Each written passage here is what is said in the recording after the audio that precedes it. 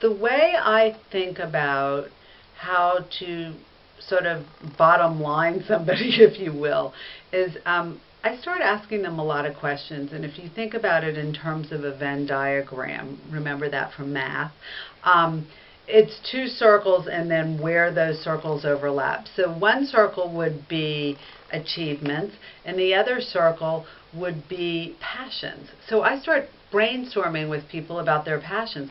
What would you do if you were you could go on any vacation, money's no object, and what would you be reading? What activities would you be doing? What would you be eating? Who would you be with?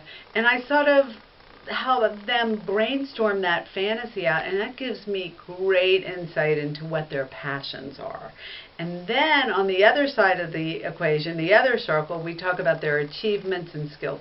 Some of that's based on just tell me about your career history, if you have one. If you don't, if you're, let's say, a high school student, I might say, just tell me what you've done. You know, what sports have you participated in? What clubs do you belong to in high school? What do you think you want to do for a living? And you don't have to be married to it. And that's how I make people feel comfortable. I say, you know what, we're just talking here. You're not making any commitments, especially if you're in high school.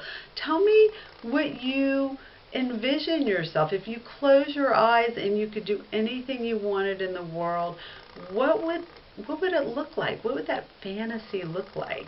And if you give people no boundaries, it's very interesting where they'll go with that. And it gives me great insight as to how to start building a roadmap with them and how to start chiseling away at what their dreams are and what their passions are and what their goals are and their objectives.